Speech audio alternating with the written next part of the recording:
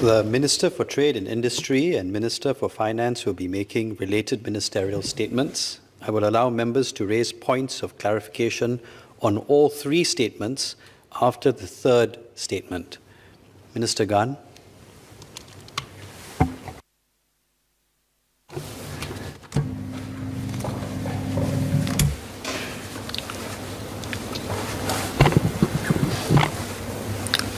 Thank you, Mr. Deputy Speaker. Minister Ong Ye Kung has given members an update on the COVID-19 situation. Let me now share with members our journey out of Phase 2 heightened alert and towards a COVID-resilient state from the point of view of businesses. About a month ago, the MTF co-chairs wrote a commentary outlining a future where Singapore can live normally with COVID-19. The virus is likely to become endemic eventually, like influenza, with the vast majority of us protected against the severe outcome of the virus, as long as we are fully vaccinated. We are not there yet, and we need to press on with vaccination, especially among the elderly. As we journey towards this destination, we were never under the illusion that it would be straightforward, and we expected to face a few bumps along the way. The KTV and Jurong Fishery Port clusters are cases in point. Like Minister Ong, I received many questions on whether our decision to return to Phase 2 heightened alert signals a reversal of our plan to transition to a COVID endemic state. The answer is a clear no. We are determined to get to our destination of being a COVID-resilient Singapore. But our journey must take into account public health realities.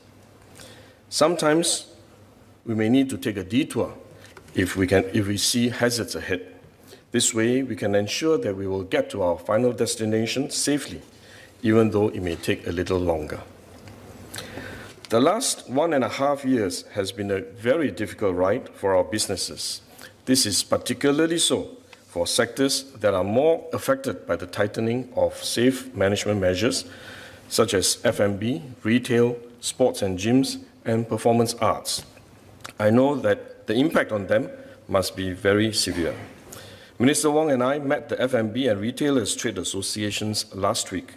We appreciated their feedback, which helped MTI and MOF design the support packages for them, as well as for the other affected businesses. At the same time, I'm also heartened to see that many businesses have adapted their operations in response to the challenges.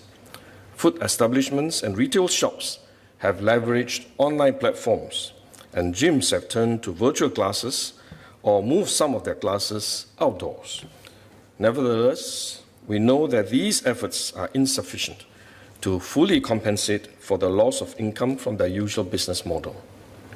The aviation, tourism, and MICE sectors have also been severely impacted due to travel restrictions, with Changi Airport's passenger load at only around 3% of pre-COVID levels. 3%, not 30%.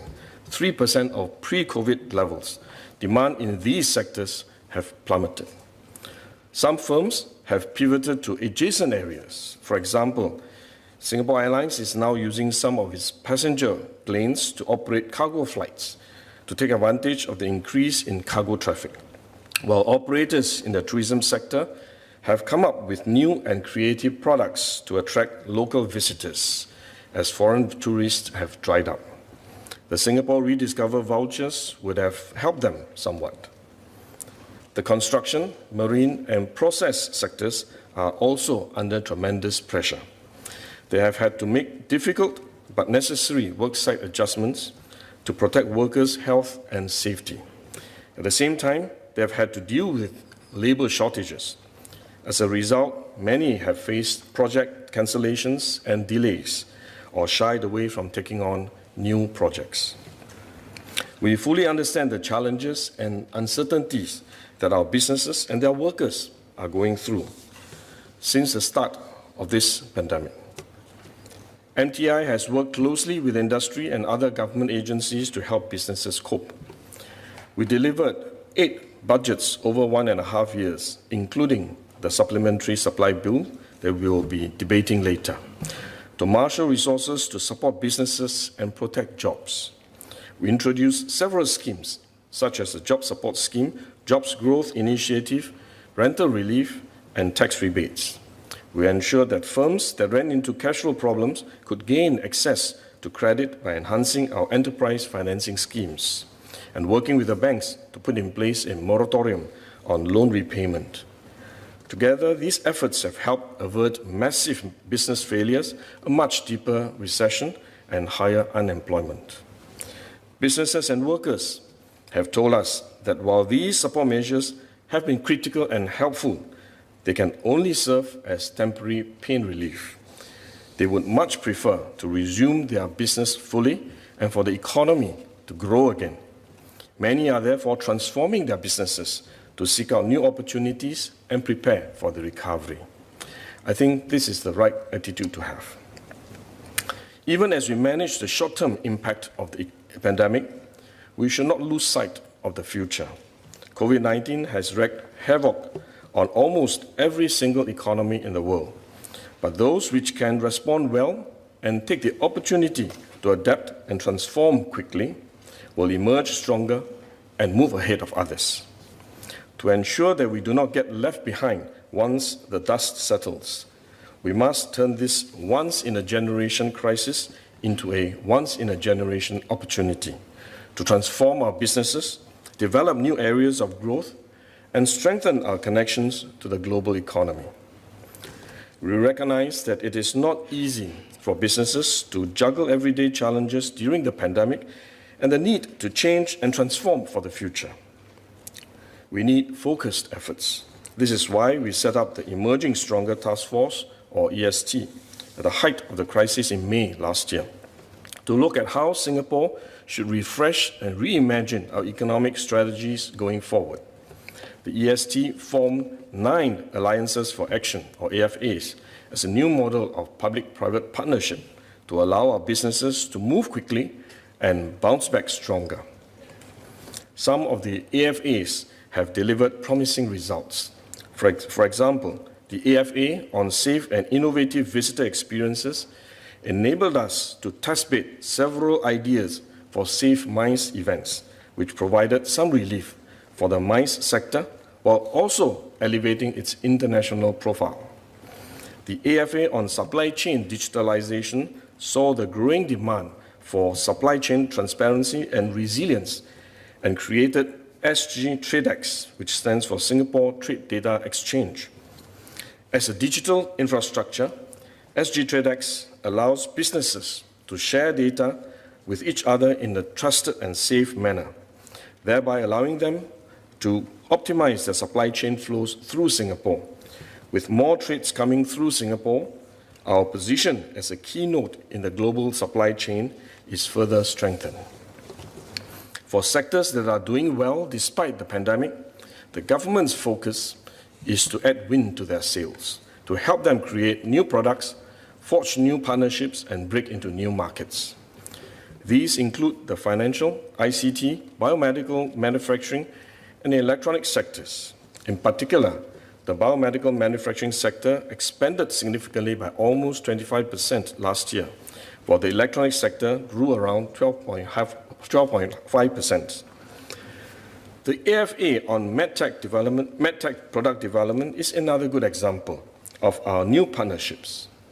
Recognizing the increasing prevalence of infectious and chronic diseases, it identified in vitro diagnostics as a key subsector that we can grow. We will continue to work closely with industry and partner businesses in this endeavor to give them the support they need to raise their productivity, innovate, and grow beyond our shores. We will also help workers to be ready for the challenges in the new normal. As businesses transform to remain competitive and seize new opportunities, workers will also need to learn new knowledge and acquire new skills. The need for workers to upgrade and upskill is more urgent than ever. The government is committed to walking this journey with our workers every step of the way. We introduced the Skills Future movement in 2015 and intensified our efforts through the SG United Jobs and Skills package since the pandemic started. We will work with the Ministry of Manpower and the unions to encourage and support workers to tap on these schemes to stay relevant in their current job or retrain to enter new jobs. I also call on employers to continue working with the government and the tripartite partners to upgrade and redesign jobs and invest in workforce training. Even as we plan ahead, we know that businesses are naturally concerned about what an endemic state means for their daily operations and the adjustments they may need to make as we get there. Let me sketch out the path forward and give businesses a sense of what to expect to help them plan ahead. Some of the details are still being finalized and we will share them in future. As our vaccination coverage increases, we will be in a much stronger position to ease our COVID-19 measures and safely and confidently. We will begin to adjust our safe management measures in stages while keeping an eye on the number of serious cases. For example, restrictions on social gatherings will ease and we can expect larger dining in group sizes and lower requirements and higher capacity for various events. We will take a differentiated approach. Vaccinated individuals will be able to engage in a wider range of social activities and in larger groups, while those who are unvaccinated will only be able to do so with a negative pre-event test result. With this, F&B, retail, and other businesses that provide in-person services, such as gyms and beauty services, will see a return in demand. Sectors such as tourism, cruise, and MICE will also get some relief as capacity limits are progressively raised, although foreign tourists will still take some time to return. Workplace restrictions will also be eased, and progressively, more workers can go back to office. Businesses will be able to conduct important face-to-face meetings or hold workplace events that are important for networking or team bonding. Businesses can do several things to prepare for reopening. First, encourage and facilitate all medically eligible employees, especially those involved in high-touch point activities, to get vaccinated, and deploy those who cannot be vaccinated to lower risk settings. Second, integrate the use of ART self-tests into your work processes, especially for businesses that provide high-touch point services or which tap on a pool of workers that frequently change. Encourage employees to self-isolate and get themselves tested if they are not feeling well, or if they suspect that they may have been exposed to COVID-19. Doing so can help detect cases early and limit the extent of disruption to your businesses. I know of several employers who have made bulk purchases of testing kits so their staff can easily access them if needed. This is a good idea, and I encourage more employers to do so. And third, continue allowing flexible work arrangements and putting in place business continuity plans to strengthen operational resilience. We are also looking at relaxing our border restrictions safely. As a small and open economy, we simply do not have the luxury of closing ourselves off to the world. Many parts of our economy require a steady flow of people in and out of Singapore, be it workers or visitors. As a business hub, many of our executives have to travel to manage and grow their regional businesses. Our tourism and MICE industry, as well as our air hub status, also critically depend on international connectivity. We should also not forget the international community based here. Many have not been able to return home to visit their family since the start of the pandemic. This is because if they go home, they may not be able to return to Singapore. There are also Singaporeans whose loved ones are stranded overseas. This has not been easy for many of them. Therefore, as our vaccination coverage increases and the majority of residents here are protected against COVID-19, we will also progressively facilitate international travel with countries that have managed COVID-19 well and allow fully vaccinated persons to travel and to do business more freely. This is a critical move that will allow us to reassert Singapore's position as a business, travel, and talent hub. We are working this out carefully and engaging our partner countries and will provide more details when ready. We will continue to push for higher vaccination coverage, and if the incidence of severe illness from COVID-19 remains low, despite clusters emerging from time to time, we will eventually be able to arrive at a truly endemic state. Practically all social and workplace restrictions can be lifted, although some critical measures such as mask wearing and precautions for large events may remain. This means that domestically infected cases will create much less disruption than they do today, and our businesses can largely return to normal operations. For the majority of cases, businesses will not have to shut down their premises for deep cleaning, and we need not commit huge resources towards contact tracing. Instead, infected individuals with mild symptoms may be able to recover from home, and close contacts will likely just be required to monitor their health without the need for quarantine or self-isolation. This is similar to how we treat influenza cases today.